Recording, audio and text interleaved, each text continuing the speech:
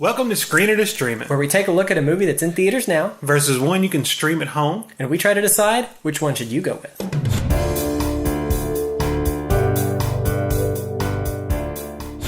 Today on Screener to Stream It, it's TV time! We're going to review a TV show. Good TV show. We have picked The Last Kingdom, kind of a medieval, well, you tell me. Well, so I believe it was originally done on the BBC, but it's a Netflix original series. Yes. One of those where Netflix got it. But, oh, it's so good. So it revolves around one guy.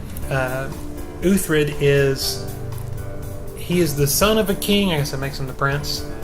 A little kingdom in England, and it is the Vikings are attacking. It's a kind of medieval historical type thing. Vikings are attacking, and they're kind of conquering their way across England. And Uhtred's family goes out to fight the Vikings. His father gets killed, and Uhtred gets taken prisoner by one of the Viking leaders. Over time, more than him just being a prisoner, because he's a young boy at the time, maybe 10-ish or somewhere in there. The man admired the kid's spirit, that's what it was. Yeah, because he tried to fight charged out into the battlefield like a man, and he was 10 or yeah. So he admired him, pretty much took him in as one of his family, and over time he kind of became a son of this now Viking chieftain. Good night, Wesley. Good work. Most likely kill you in the morning. So he's got this really interesting mix that his heritage is English, and he is basically English nobility.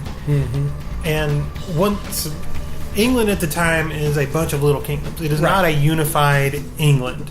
So even though he's the prince and his father was a king, his father was the king of this little a little village. He had a keep, and they had maybe a few villages. And that was their holdfast. And the Vikings are sweeping their way across, and they're conquering village by village, kingdom by kingdom.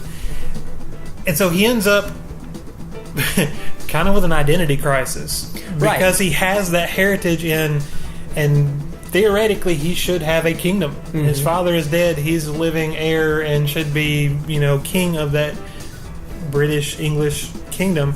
But then he gets raised for, was it 10 years again by the Vikings? Yeah, so he's basically the son of a Viking chieftain. Yeah, he's got half his life in either place, so he's got that crisis, like you said. So what does he do? Does he fight for the Vikings? Does he fight for the British? Does he?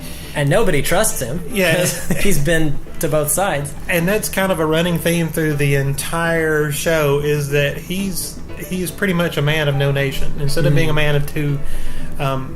The British don't trust him because he talks, acts, and looks like a Viking. The Vikings don't trust him because he has British heritage, and he still wants to be king of that kingdom. That is his entire goal through the series, I guess we should say. Both seasons so far. 2 seasons out right now? Two seasons out right now on Netflix. He wants to go back to his home, and he wants to be king of his castle and live out his life. Nobody wants him to do that. Especially his uncle. It's because his uncle has taken over control of the castle. It is so good. First of all, I love vengeance movies, and the dude has vengeance out the ears. Like, he's up to here with vengeance. And I know why you like vengeance, because vengeance means violence. And we like violence. And there's a lot of it. And he goes through and tries to make alliances with the British, and they get this brilliant idea. Well, he's a really good fighter. He's a natural born leader. So they're like, well, we'll use him. Well, they use him to gain whatever they need to gain, and then they just kind of toss him aside. Get out of here, you bother me. So then he goes back to the Vikings, and he's like, well, they don't want anything to do with it. I'll help you out. And he bounces back and forth. And a running theme through the series is that no matter what, he's just used. And he's a good guy. He's genuinely a good guy and just trying to do what's right and trying to get back what is rightfully his. And just can't get ahead. But because he is such a good guy, it creates huge problems for him. You have this man that is charismatic. He is a leader of men. He's also one of the best warriors on the entire island of and that is so dangerous because these great leaders would come to him, and by great I don't necessarily mean great in leader ability. I mean great as in they got a lot of people or a lot of land. And sometimes that's all it takes. Yeah. And they come to him and is like, hey, help us out. Well, he comes and helps them out. Well, a few weeks in, everybody loves him. And that's super dangerous. If you're the king, you don't want everybody following him. You want them following you. Exactly. And so they betray him. So he goes and he works and he works and he takes that vengeance and he goes down the checklist and we mark off the vengeance. And then somebody just totally screws him over and we're back to more vengeance. And it's this cycle of, oh, he's got to avenge. Oh, he's got to avenge this. He's got to avenge that. There's just so many people to kill. And it's great. The characters, and I say this over and over and over again, the characters are what really, ties things together and makes it great. He's a great character. His brother comes back later on. His brother is a great character.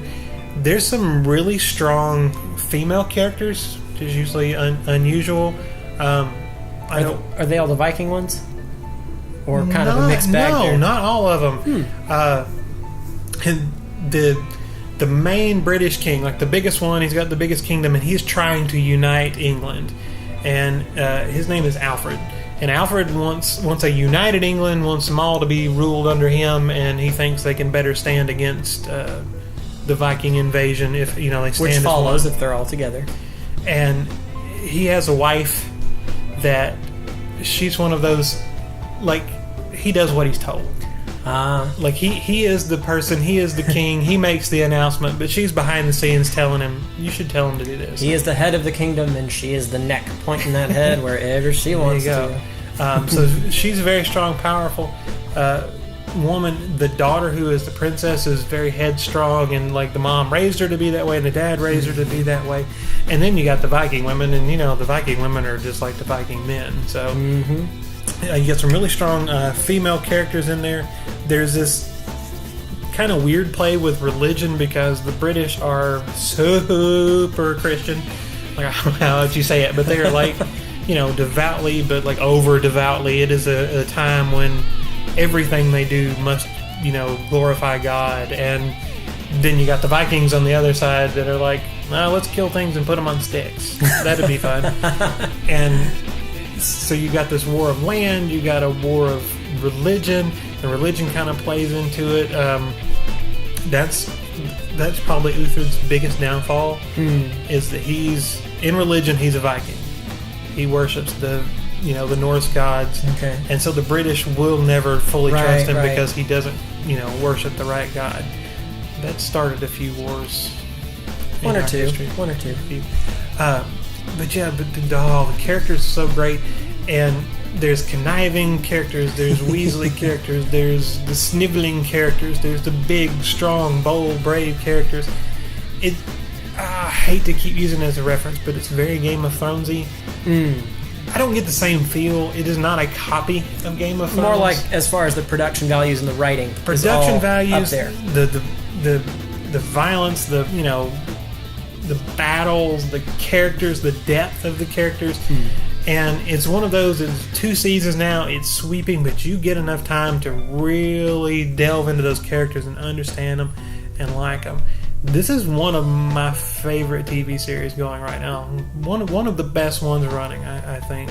I sure hope there's going to be a season 3 because they do wrap it up nicely at the end of the seasons, which I like. It does that really nice thing where they're wrapped up, but it's still open. There's more could happen, but the main arcs are completed. It reminds me of Conan the Barbarian, the Schwarzenegger one. I love that. Good times. From way back when. But I'm pretty sure it's the Barbarian where he's I hope it's the Barbarian, not Destroyer, but when the movie ends, it shows him sitting on the throne, leaning on the sword, and they're doing the voiceover, and it says something like, many adventures were ahead, but that is a story for another time. And that's kind of how how Last Kingdom does. They wrap it up, but they leave it open, so I want more. I want to see what's going to happen. If you love the historical stuff, if you like Game of Thrones, if you like Vikings, and so there's this TV show called Vikings. A few people have watched it, I believe. A few. This is what I wanted Vikings to be. It's what Vikings started out to be. The first season of Vikings was amazing. It was. I have to say. This is like the first season of Vikings, but it's been 2 seasons now.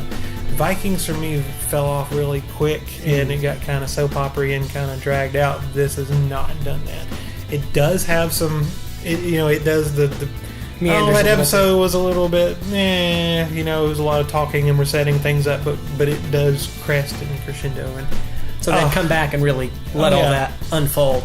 Well, that's good. It is nail biting. It is, what's going to happen here? And like an episode will end, you're like, nope, got to watch the next one, see what happens. And that's probably one of your best, litmus tests for a show. If you just have to keep watching, that's a good show. And there have been so many series I sit down and try to watch, and you're just, I'm so glad that episode's over. Let's do something else. Or you just get up and you forget about it. And it's been 3 weeks. Were we watching something? Yeah. No. Or mid-episode, suddenly you're on your phone. That's not good. No. This was like 4 or 5 hours a day. Like we'd come home from work, watching the show, and just stream it till we go to sleep, and then go to work the next day and can't wait to come home till we stream it again. It's on Netflix right now, 2 seasons. The Last Kingdom. Definitely check it out. And that's all our time for this today on Screeners Stream It. Thanks for watching.